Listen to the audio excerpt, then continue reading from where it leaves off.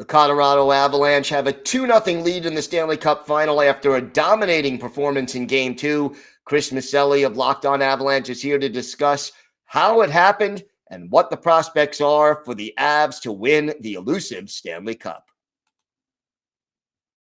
You're Locked On NHL, your daily podcast on the National Hockey League. Part of the Locked On Podcast Network, your team every day.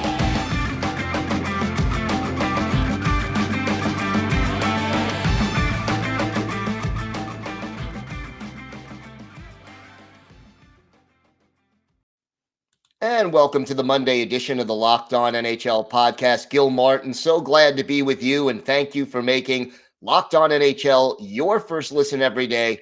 We are free and available on all platforms. Today's episode is brought to you by BetOnline. BetOnline has you covered this season with more props, odds, and lines than ever before. BetOnline, where the game starts. And it's my pleasure to welcome back to the show a familiar face to Locked On NHL viewers and familiar voice for Locked On NHL listeners, the co-host of Locked On Avalanche, Chris Micieli. And Chris, had to be a great Father's Day weekend for you. My kids make Father's Day great. This year, the Colorado Avalanche made Father's Day great. It was just nothing that we had expected. From a Stanley Cup Final game to be that lopsided against that goalie. Who that was the question mark going in. The goalie situation was could the Avs hang? And right now it's not that Darcy Kemper is playing out of his mind, because the Avalanche defense is just protecting him. They had 16 shots thrown at him, and if he can't stop those, then the Avs don't deserve anything. But God, it was just watching the Avalanche all season long. This is nothing new for them. Like, they haven't changed their style of play. They haven't changed their game plan. They are built on speed. They rely on their top units, but they have a lot of things that the depth and the bottom six need to do as well, and they're doing it from top to bottom. It's a sight to see. Yeah, I mean, what you talked about the speed, but obviously we didn't expect the speed to be this effective. Where you 7 goals in a Stanley Cup Final game. What is happening that is causing this one-sidedness to take place? I hesitate to say this because the Lightning are a well-seasoned team, but I think they're just nervous. They are nervous to do anything that will relate to a mistake, and the Avs are going in the opposite direction because they can't keep up with them, and it is visible. So I just feel like Tampa is just gripping their sticks a little too tight and feel like they have to be perfect with everything. With every single pass, with every single line change, they have to be in perfect position, because they feel like if they're not, Colorado can and will and has just turn the table 180, go up ice, and Tampa can't stop them. So I just feel like Tampa, and I don't mean that Tampa's playing like this nervous game where they don't know what to do, like they forgot how to play hockey. No, they didn't. They're going up against the team that they faced them twice during the regular season. They lost during the regular season. I know that doesn't really matter now, but the Avs have amped it up, and Tampa's like, we don't know how to stop these guys. Like, we'll make headway and we'll give it our best on the offensive side of things, but if they get ahead of steam, Tampa doesn't have many people that can stop them. They have Braden Point is a speed demon. He can, but that's one guy on all of your lines that can keep up with the Avalanche, who have 5 or 6 guys that can skate near, nobody's above like Nathan MacKinnon and his speed, but that can do something comparable to him. And I just feel like Tampa's like, we don't have the roster to hang with these guys when it comes to speed and the depth. Yeah, it really does make a big difference. Talk to me a little bit about Andre Burakovsky. I mean, he's come up with some pretty big goals, obviously, in this series. including the overtime game winner in game one. What has made him so effective? Well, the interesting thing with him now is he actually stayed back in Denver a day because he came out of that game a little bit early. He got hurt. He got a puck kind of hit him in the hand, and he never came back into the game. So he's kind of up in the air right now for game 3. But he's been there. You know, he has all of the assets to be a really, really good hockey player. He's just inconsistent. And that's been his MO all throughout the season. He had a hat trick one game, and then he didn't score for like 10 games or something like that. So I don't know the exact amount, but that's just what you get with him. So for the Avs, it's you have to ride him while he's hot. And I'm not going to say he's like been incredible lately, but he's catching on at the right time.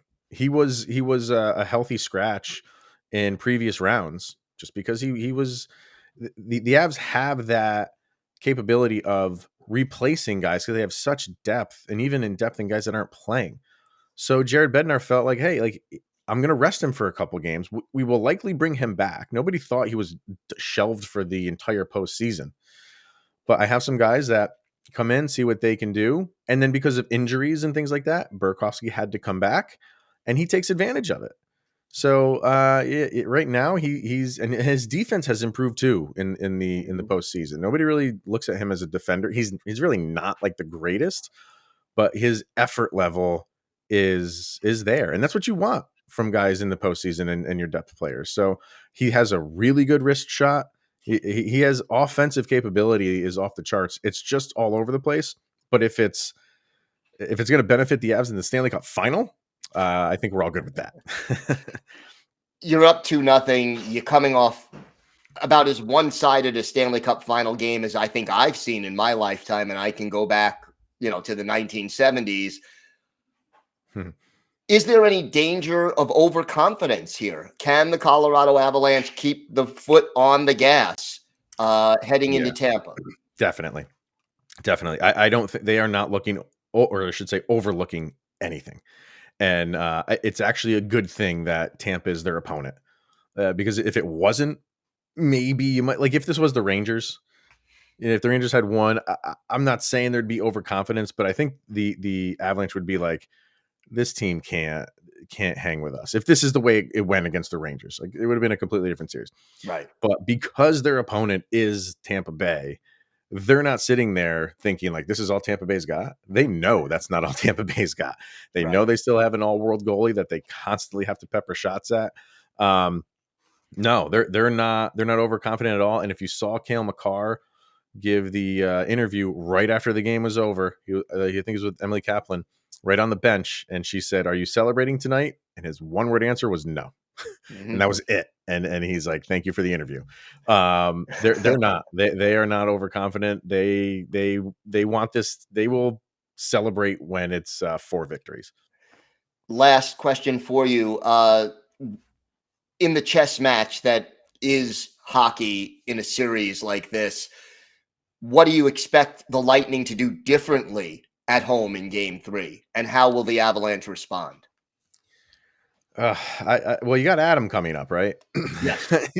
So he's a better one to ask that question, but from the outside looking in terms of Tampa, I think they just need to be kind of heavy on the puck and not worry about if the Avalanche are going to get their chances.